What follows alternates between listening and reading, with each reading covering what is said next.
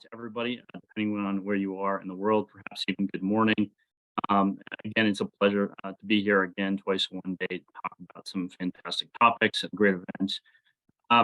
This particular talk is going to be on commercial GNSS, Global Navigation Satellite Services, the commercial aspect of that, and not just related to user equipment and devices on the ground, but more importantly related to the services themselves and the satellites that provide them. So I have a bunch of charts here. In the talk today, I'm going to talk just very briefly on what GPS is today. And I'm going to have a bit of a focus on the US system, but of course, there's Galileo in Europe, there's Beidou in China, there's GLONASS in Russia. We also have regional systems for India and Japan that are coming online. And so it's more than that. If you hear me reference GPS or you hear me talk about some of the architecture aspects, there are going to be slight differences between GPS and some of the other heritage systems that are out there today. But they're all pretty similar, similar in a lot of ways. So I think it's a good analogy. So after I kind of set the stage with GPS, give a very quick background for folks who may not know some of the intricacies there. I'm going to talk about some of the problems and the pain points, right? What is hurting people today? Where are they looking for improvement and why? And then I'm going to give a strong argument for why that should be commercial. And of course, TrustPoint as a company, I'll end on just with a slide and a half on what we're up to. We are a commercial GNSS company. We're going to be building and deploying a commercial low Earth orbiting network, a constellation of spacecraft providing new, innovative timing and positioning signals. And that's, of course, the genesis for this talk. But I'm going to start very high level. I'm going to start categorical, and I'll only get back to TrustPoint towards the end. And of course, my goal today is to leave you guys with a strong reason why the future is really commercial and the future is LEO. So to start, and like I mentioned, this is a little bit of a US-centric focus on the GPS system itself, operated by the US Air Force and US Space Force. But some of these arguments and pain points also very, very quickly and easily transition over to the European, Chinese, and Russian systems. So to start, what is the GPS system? Global Positioning System, operated originally by the United States Air Force, now operated by the United States Space Force. It's a constellation of 31 spacecraft. You need at least 24 roughly, given the orbits that they're in, to get full global coverage. But they have 31. Some of those are pretty old, actually. At the bottom of the slide, you'll see that 7 out of the 31 operational spacecraft today are actually from the late 90s, early 2000s, right? So they're very old. The constellation architecture has 6 planes, and that's pretty similar to what the Galileo European system looks like. The Chinese system and the Russian system have some differences in orbit selection, all MEO, some GEO. But it's a medium inclination, 55 degrees, circular orbits out at about 20,000 kilometers. The orbital period is about 12 hours. And to have the system work at specification, you need about 6 satellites in view. You need no less than 4, and I'll talk about why in a second. But you need to see at least 6 as a user on the ground, air, or maritime applications to get a good time position solution. This last bullet here is just talk about the various generations of the constellation, and there's 4 different generations of spacecraft on orbit today, everything from GPS 2R to GPS 3. We're shortly going to have hopefully a couple more GPS spacecraft in that 3rd generation coming online in the coming years. If folks are watching the news, they will see that there was a recent announcement that the US Space Force is halting procurement of GPS spacecraft and actually going to work on launching the 4 they have in a warehouse now in the interim before building out more of that system on the ground. So that's what it looks like. Now, just talk a little bit about how GPS works or GNSS works in general. There's a lot of fun, amazing physics and math that go on in GPS or GNSS in general. But the simplest explanation is you have a bunch of satellites in space. They are transmitting down towards the Earth, and each of them is transmitting a recurring text message. And within this text message, there's a couple of key data elements, specifically the timestamp that message was sent, from what satellite, and where that satellite happened to be at the time. And it sends the data necessary to not just know where that satellite was, but to predict where that satellite is going, both in the future, as well as looking a little bit into the past as well. So the user on the ground can make use of that text message in what they call a trilateration solution. So in trilateration, you get text messages, quote unquote, from 4 different satellites, and you wind up with a system of equations that roughly can be solved for lat long and altitude plus time. Of course, you can call it X, Y, Z, and T. But that's why you need four spacecraft for messages coming down, is you have four unknowns. So that's the general architecture of trilateration and how GNSS works at a very, very high level. Now, more commercially or from an application standpoint, right? GNSS in general touches so many different things and is such a meaningful and impactful system. Obviously, GPS, the US system, was the first to launch. The Russians not too far behind that. More recently, have newer instances of these architectures out of Europe and China, fantastic systems. And they're supporting everything, right? We're very familiar with Google Maps and Apple Maps, or if you want to go back 15, 20 years, you can think about the old Garmin and TomTom dashboard navigation systems they used to have in cars. But it's more than that. And it's more than navigation on maps. It's also our global time standard. It's time stamping everything from a credit card transaction at a gas station to helping prioritize high speed trading on Wall Street and amongst other global stock exchanges.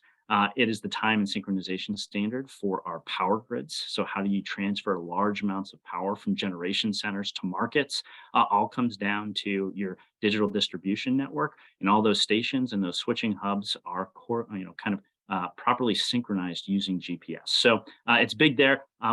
Obviously, transportation and mobility, cars, trains, planes, boats, EMS, and then, we obviously do have some fantastic applications in the national security space. And while it touches a lot of things, right, there's also a lot of issues with it. And I'll talk about where those issues come from and what they are specifically.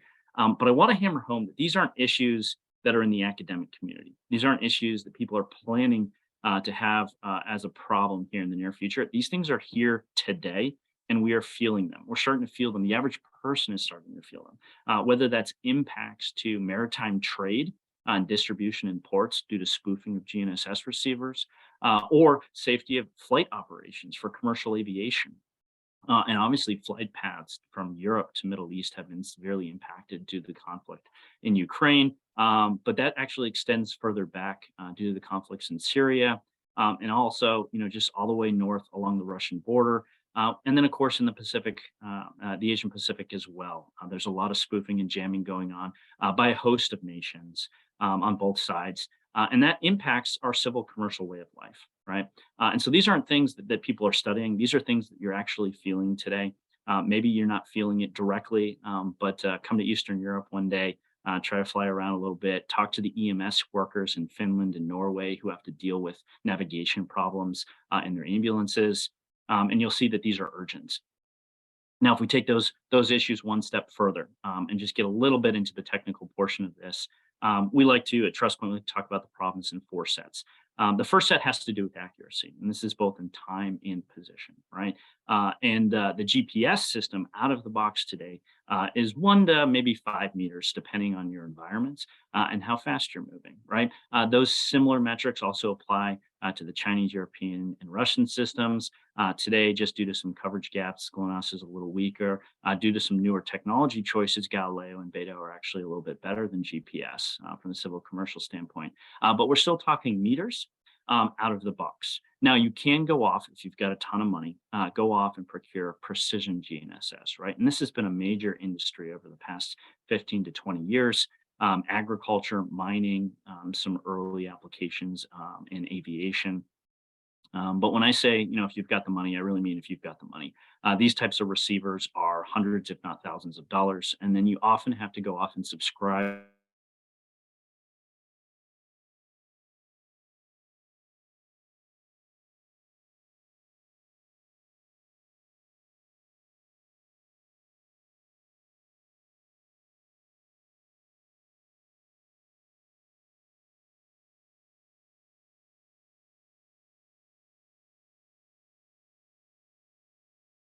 My internet may have been popped out. If you guys can still hear me, please stand by. Yes, we can hear you now, Patrick. Okay, great. Sorry about that. Can you still see the screen or do I have to reshare it? Yes, we can see it. Okay, wonderful. Fantastic. Sorry about that. All right. So you got this, right? You also have a security issue. And with the exception of military signals from the global systems, and one very early offering out of Europe, the high accuracy system on Galileo, A vast majority, if not, I would say 90 to 98% of all civil and commercial use cases in GPS use an unsecured solution. What I mean by this is these signals are not encrypted in any way. They're open ICD, and it doesn't take a grad student with a laptop and an SDR more than an hour or two with access to GitHub to start transmitting fake signals that will be properly ingested by your phone, by your airplane, by your car, and attempted to be used within that solution. That's called spoofing. And the last major issue is availability. And availability comes both in, again, space and time. How long does it take you to get a precision solution, and where can you acquire that?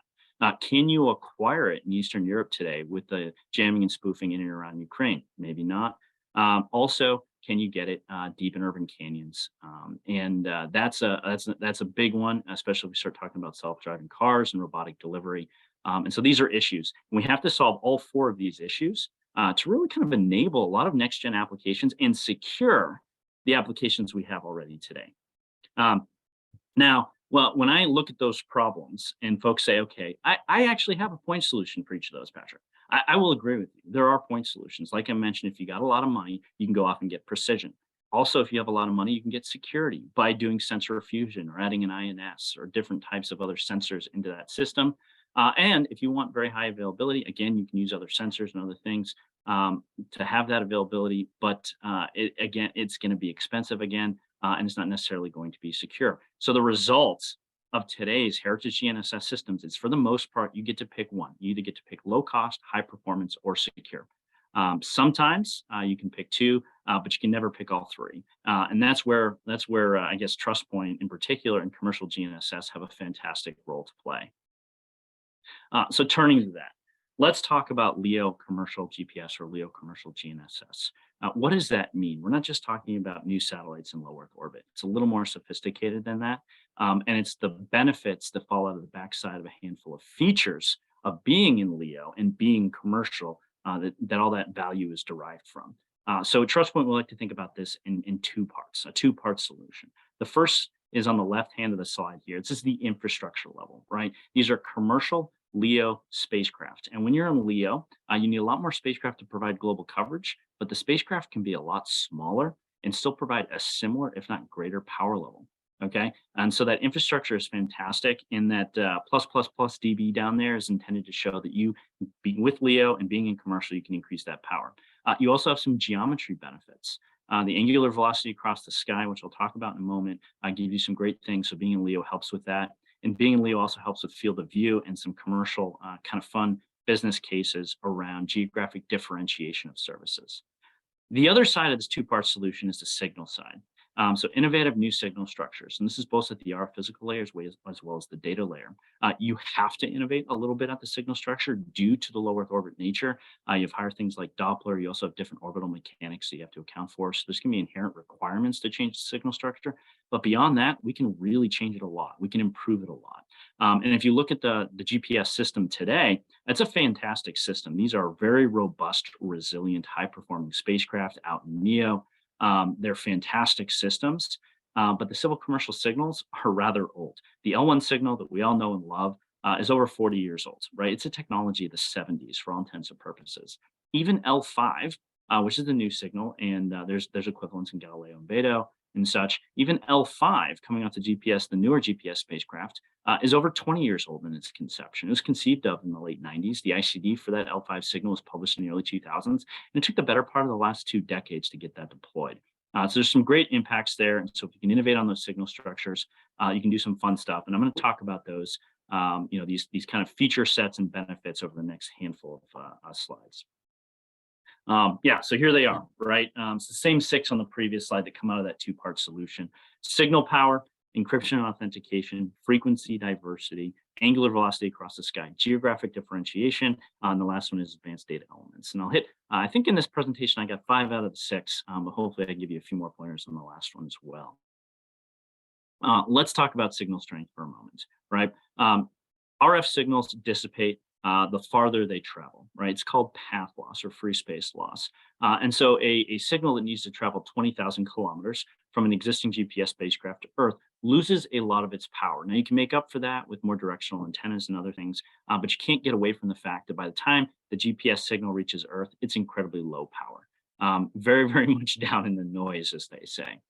Moving to low Earth orbit, if you were to hold everything else constant, same transmit power, same rough field of view on the antennas and whatnot, your path loss to start is significantly reduced on the order of 30 dB. That's equivalent to 1,000-fold increase in received power at the user. Now, it's a little more sophisticated than that when you start digging into it, but being in LEO makes power cheaper. And so you don't necessarily need giant, huge deployable solar panels like the GPS and heritage GNSS systems have to transmit enough power so that it reaches Earth at the level you want. You can have much more compact systems. And so that's the first benefit that comes from LEO. Another one is angular velocity and field of view. So the angular velocity of a spacecraft in medium Earth orbit is relatively slow. From the perspective of a user on the ground, one of the GPS satellites goes from horizon to horizon in 3 to 4 hours, right? And if you're one of the systems that has a geo bird, it doesn't move at all, right? Now that has pros and cons, but when you go down to LEO, the spacecraft move from horizon to horizon between 6 and 12 minutes, depending on the altitude that you're at and what portion of the orbit that spacecraft happens to be in compared to the user. And you'd say, okay, moving faster, how's that better or worse? Think urban canyons. Think about a GPS satellite. You know, you're walking down the street, GPS satellite's behind a building. Well, for the most part, it's going to stay behind that building on the timescales that matter for a car or a person. You're going to have to wait until that person or that car transits to a point where it can start seeing that satellite to make use of it again. For a LEO system, these things are zipping across the sky. They go behind a building and pop right out very quickly. And on the time scales that allow us to make up the difference that lost signal in other ways much more effectively. So in LEO, you get some cool benefits in cities. There's also this geographic differentiation aspect. And a satellite out in medium Earth orbit sees roughly 40% of the Earth at the same time. So if you're going to transmit a signal, that signal, for the most part, is going to come down and hit 40% of the Earth simultaneously. That means, for the most part, the entire planet needs to have the same service level. So you're going to have overlapping satellite field of view to get that trilateration solution working. And so for the most part, you're going to have kind of standard global services. Now, there's benefits to that. A single piece of user equipment can be taken anywhere on the planet, and it's going to work fairly similarly, which is great. But there's also some drawbacks and some lost benefits. In medium Earth orbit, like I mentioned, 40% of the Earth is seen. In LEO, somewhere between 1 and 4, maybe 5% of the Earth is seen at one time from a single satellite at altitudes under 1,000 kilometers. And what this means, actually, it's kind of fun. Not only do you need a lot of spacecraft, right, which is kind of a con when you think about it, you got to go off and build these and produce these systems, but you can now differentiate the services because the satellite is not going to see Europe and the US at the same time, right? It's not going to see the Atlantic and the Pacific at the same time. It's not going to see the Arctic and the Antarctic. So you can have geographically differentiated services, and you can have services over Europe that work well for the European Union, and services in the Asian Pacific that work well for the island nations and things of that nature. Your civil commercial service over peacetime areas can be different than over war zones. And that's a great benefit that you get in LEO that you can't quite do very effectively from MEO. Another thing that commercial solutions have in this world is frequency diversity. And all the heritage systems, with the exception of one, use L-band. And there's some new signals coming up in S-band with one of the regional systems, but for the most part, everything's down in L. And L is a great frequency set if you're working out of the 70s and 80s mindset and time frame. That's what we could do back in the day. That's the equipment we could build with electronics and technology back then. There's also some good propagation dynamics and some other benefits for being down at L-band, but it's only one of many bands. And not all bands are equal when it comes to GNSS services, but commercial companies have the ability to expand to other frequencies. And there are other international allocations for similar ranging and timing systems at higher frequencies. And depending on how high you want to go, there's a lot of opportunity there, and that opportunity gives resilience and diversity. We've already talked about the security aspect. I'll hit on this again. For the most part, we try not to do anything in our day-to-day life with technology that's not secure, right? Whether that's a VPN, surfing secure internet, using secure email, making encrypted phone calls and sending encrypted text messages. I think old SMS texting on some of the old 4G networks is kind of the last other heritage unencrypted service out there. But GPS is, and a vast majority of the other civil commercial signals are insecure. And you have to do a lot of things on the back end of that signal to secure your solution. And that's a major issue. A commercial company starting with a clean sheet, implementing best practices both on system security as well as user equipment and signal security can provide a great deal of integrity to these solutions. And we can start depending on them in ways that are difficult to do today for safety critical life applications. So again, a great opportunity for a commercial company. This slide's a fun one to talk about. I talked to a lot of folks in military who are supporting the GPS program. Again, it's a fantastic program. Same with Galileo, Beta, and GLONASS. These are very sophisticated, wonderful systems that have benefited humanity greatly. In the U.S., the U.S. government spends about $2 billion, give or take, supporting the GPS program every year. Now, with that number in mind, recognize that the rest of the world generate correction services and augmentation services. And those correction and augmentation services account for a multi-billion-dollar market. So in very short form, the US government spends $2 billion a year building and maintaining the system. The rest of the world spends the better part of $25 billion trying to fix it. And so this is a major flag in our opinion that says, hey, there's an opportunity to innovate here and provide a better service from the ground up and to do it more cheaply because there's a strong market. So when you start thinking about this, you start thinking about those 6 features. They all map to the benefits that we're looking for: reduce cost, high performance, and security. And generally, the government systems now have backwards compatibility requirements. They can't innovate fast. They can't move quickly to deploy new signals and new systems. They're stuck with antiquated architectures. And they can't change because they don't want to leave people out in the cold, right? You can't just stop transmitting L1 tomorrow and provide an L6 or an L10 signal, right? A new generation signal. It doesn't work that way. You have to add on top of it, which requires budget, requires time frame, and that's difficult. So there's a great opportunity for commercial companies without those backwards compatibility problems to bring a fantastic service to market. Now, there's 2 other quick tangibles I'll talk about related to GNSS from the commercial standpoint: resilience and future proofing. I kind of implied both of these already, but on the resilience side, I mentioned the GPS system's about 30 satellites today. That's 30 targets. Or if a single satellite goes down, that's 1/30 of your system becomes inoperable for a period of time.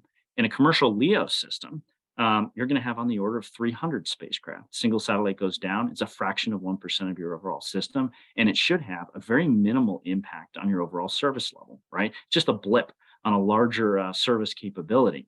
And so that resilience is enhanced significantly due to a commercial system directly. It also, because we have new frequencies we're bringing on board and giving people optionality. Do I want L-band right now? Do I want to go up to S-band? Do I want to go up to C-band? Do I want to go up to KU or KA?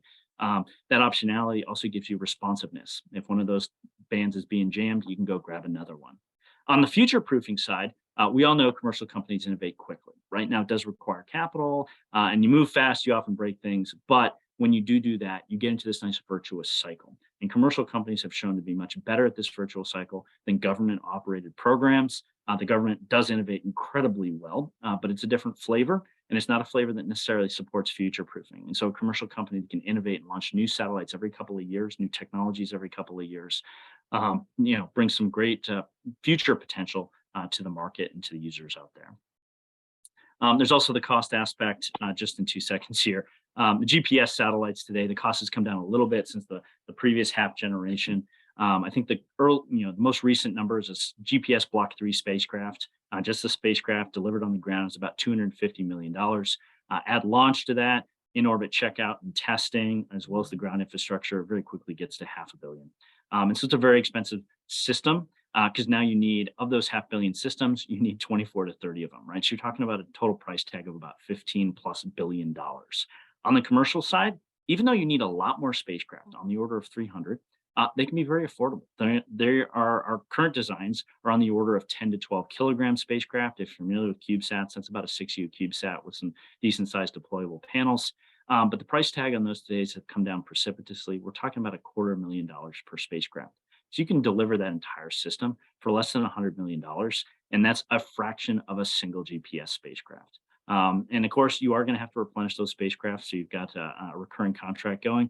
But again, it's pretty affordable compared to the budget and government spend replenishing and maintaining their system. I mentioned the virtuous cycle. This is just some fun numbers to talk about. People like to talk about commercial user equipment, and phones is a great example. Between 2G phones back at the turn of the century, between today, Data rates and data storage have gone through the roof. This is due to iteration. Our new phone every 2 years, every year, depending on the vendor. And that's fantastic. We want to take that technology cycle and apply it to the infrastructure layer of GNSS. Right now, we do have that on the receiver side, right? We have gone from big backpack receivers to handhelds in the early 90s to chip scale solutions today, with massive orders of magnitude increases in performance and reduction in size, weight, power, and cost. But that does not apply to the infrastructure level. And so we want to bring these types of dynamics to the infrastructure. So in summary here, what is TrustPoint doing? We're taking that two-part solution, all those cool new feature sets, combining them to get those benefits. And that's the genesis of our company. And that's the whole idea behind low Earth orbit commercial PNT. And TrustPoint's not the only company out there doing that. In just 30 seconds, what is TrustPoint? Who are we? Where are we? We were founded a couple of years ago. We raised our first funding in Q3 of 2021. We now have a 10-member team. And for the most part, we're focused on commercial applications, but we are going to support national security as well, not just US, but globally. There's some great things we can do to maintain security and peace. And so we're going to help do that. And of course, just plus bottom, those are some of the commercial ones.